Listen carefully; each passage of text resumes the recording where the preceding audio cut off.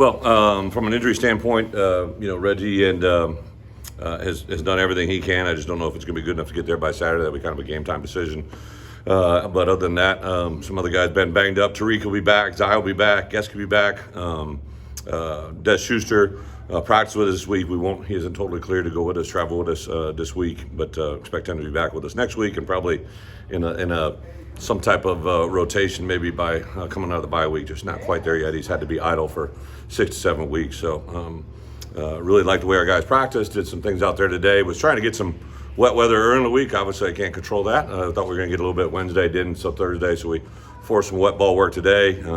Expecting some weather in the game. Obviously, rain is water, and then they're calling for severe storms, so lightning. So we talked about a couple things that would entail delays. This group hasn't been to one since I've been here, so definitely briefed them on that.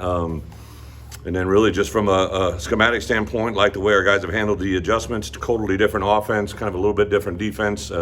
We faced these guys 2 years ago, so there is some carryover for the guys that played in that game. Very similar personnel and schemes to what they've done then. This game this week is about us and homecoming game out there, so I know they'll be amped up. Obviously, coming off their loss to Ohio State, but a 5-1 football team is really good. So tremendous challenge for us this weekend. Go ahead. One more about the logistics with Des. For someone who hasn't been able to how do you find the right timing and when to accelerate him and maybe understanding the need? It's a good question, but really right now it's controlled medically. He wants to do everything. We kind of got to restrain him and pull him back. Even really since he got here, it was kind of an unforeseen condition that he had to work his way through, and so we kind of have to balance this one a lot through the medical people more than him. Coach, is Maryland a new building for you? Have you ever coached? I've never been there. There's not a player or a coach. I'm sorry. For me as a head coach or a player that I've coached, I've asked this. There's not one player that's gone and played at Maryland. What do you care about when you go to a place you've not been to? It really doesn't matter. It's 100-yard field, so it's kind of like when we talk about, going on the road to Northwestern, Wisconsin, Purdue, Minnesota. Like it's a field. We do talk. I made a big point in my first year when we started going on the road, especially going to that Penn State game where it was going to be 100,000 people and.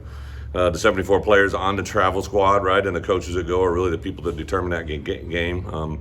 In a sense, it's kind of true for home games, right? But away games a little different because you're in a hotel, unfamiliar to you, everything from A to Z. We do have a lot of parents that travel, right? So there's an element of that. But to be successful, you got to be able to win on the Big Ten on the road. Is there something you need to have with you when you go on a road travel?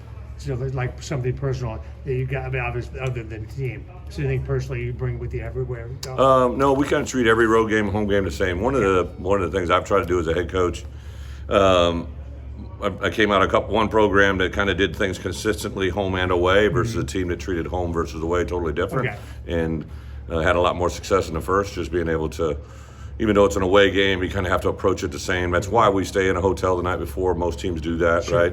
There's a lot of carryover. Just the familiarity of being at home versus away is different. But I know you talked about the block punt on Monday, but what corrective steps in practice have kind of been a conversation, and then just broadly, like an assessment of that position? Yeah, we've been, that unit in particular have been one of our positives. From a year ago, there were some times in the games that we lost where we didn't have great execution and dynamic. Hugh had been really good this year. That particular play that we ran was a rugby to our right. We had shown it, I believe, 3 times to the season and executed it fairly well. But on that particular one, there were 2 elements: a little bit of the snap, but also Hugh took off, got outside of the perimeter of the shield, and that caused the punt to be blocked. And we talked about it, made the corrections, made the commentary to make sure that we stay within the framework of what we're doing, and hopefully good results. You said there's a lot of carryover from 2 years ago, but they seem to be really putting out points. What stands out maybe about what Taulia is doing? Yeah, for sure. Offensively, their quarterback has continued to get better, as good players do. One of the benefits of having a player that's played as long as he has with Locks, even Locks was with him at Alabama, so a lot of carryover. You can see their whole offense goes through him. Even they run the ball effectively well. Have done a really good job. He really has all the throws, in my opinion. He's got the short to long ball. He's got the touch pass and kind of that gamesmanship to him. That there's a play that jumps out to me on Saturday against Ohio State. I believe it's a 3rd and 3, third quarter. Game's tight. Ohio State sits down on the routes. The answer is there, and then he rolls out to his left, our right, and he creates a a one-on-one tackle situation with Ohio State defender, linebacker, and a DB, and he made them both miss, right? So when a quarterback can make something out of nothing, then you got something, and that's what he routinely does. With Gesky and Zai. Yeah, Gesky's clear too. With both of them back, I mean, you've done some rotation at the guard spot. Do you still do that with those two coming off? Yeah, we're trying to, inside in particular, I think it's fairly well established. Our two tackles, right, have been doing well and playing well. The reason we moved Isaiah out there was we really felt that was a position of need that we had to solidify. And then the inside two guard positions has been like kind of a revolving door, trying to get guys to play kind of by committee too. If we can have a guy piece together 2 30-play snaps and two guys, better than one guy doing it. But the problem is we just haven't had a consistent group or pool of those guys be available to every game. So Gesky is he did go to today. He hasn't been cleared all week, but he did get cleared today and actually practiced a little bit yesterday. And then Hunter Whiteneck, who had made some ground last week, and then Jordan, obviously, who's played a lot of football for us. What kind of week is Luke Altmaier had? And assess him at midway point. Yeah. Well, I kind of said this even just right now to our players, right? This is game 7, right? So there's Right. no new players, right? I get it. Luke's the starting quarterback for the first time, but this is game 7. Miles Scott, this is game 7 as a starting free Right. safety. Guys that came in this season with repeated starts before we got here. This is game 7 of a year, and we shouldn't have any newness to us. There's going to be something that Maryland does offensively, defensively, special team that they've never done before, which will take everybody a moment to adjust to. But for the guys that have been playing now through game 7, like, you have to get better, right? And that's been a kind of a rallying point to us. Like, I get it, like 2 and 4 isn't where we want to be, but the fact of the matter is those losses are really double effective against us if we allow them to continue to perpetrate forward. So we've really made a strong emphasis about correcting the things that we've had, trying to maximize our strengths and minimize our weaknesses. Johnny talked yesterday about how the defense, just compared to the first couple weeks, had cut down on those penalties. Yeah. I know you can address it, but what does it take for the players to go out and Awareness. I think awareness that they obviously can't do certain things. Those things kind of like turnovers come in waves, but there's definitely some things, especially post-snap. I've said all along, right? When I talk about penalties, turnovers, penalties within a play, sometimes those things are going to happen. Like last week, there was a face mask. Didn't love it, right? He was reaching in, but sometimes those things happen within a play, the holding call, a DPI, but it's the post-snap penalties. It's the, some of the defensive calls were just, bad techniques that could result in, those are the things we had to eliminate. And there was a couple bright spots on Saturday. The overall efforts on offense, defense, special teams to play clean. Obviously, they were heavily penalized, but it just goes to show, just because you win the penalty battle doesn't mean you win the game.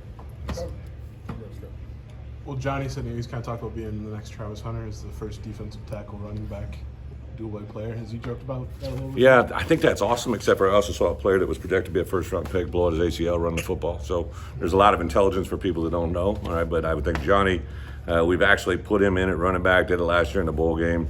I think for us to get to where we want to be, we'll put the best person in position to get there. But Johnny's definitely aggressive, and his brothers are good running backs with balls in their hand, but Johnny, I don't know if that's his cup of tea. How have you seen Aiden and Caden kind of respond this week to what could be their Yeah. role there? I think those two guys carry, and I'm sure you guys have interviewed them, they just got this quiet confidence. They're not an overly dramatic crew. They just kind of handle their business. Had a couple sidebar conversations, both of them this week, and I just think our guys respond to them. They have great chemistry with our group.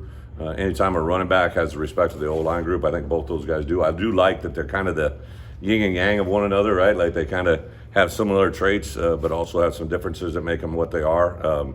I'm really excited to see them, and I know Reggie, Josh out there every day. That room, Thad's done an unbelievable job, and even Nick Fidanzo, right? Because of where we're at, has stepped in and had a good week. So I think the part that's fun for us is most people get their first opportunity through moments like this, right? You don't see it coming. It's an injury due to somebody in front of you getting hurt, and I thought those guys, we didn't know if Reggie were going to go last week, so we're really literally almost the same exact scenario again. I mean, Isaiah was maybe one block away from a touchdown on Friday. Does he, I don't know, need to find a way for him to be a red zone target? Like when you get Isaiah Williams? Yeah.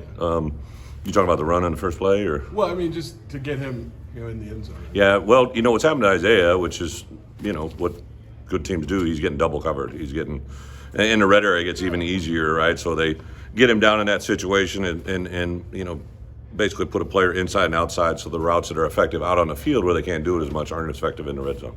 Caden has talked a lot about the value for him personally of getting here in the spring. Like that's kind of a big deal to him. When you're in these conversations with recruits, like what do you pitch them Yeah. as the pluses and minuses? You know, it's really evolved in my 15 years as a head coach. I remember, I think the first mid-year transfer I had was Travis Frederick, who ended up being a first-round draft pick, played a long time in the NFL. But they have to have the maturity. But also one of the biggest factors into it, which a lot of people don't realize, is when you're a freshman and you come in June, right? You're here the whole summer.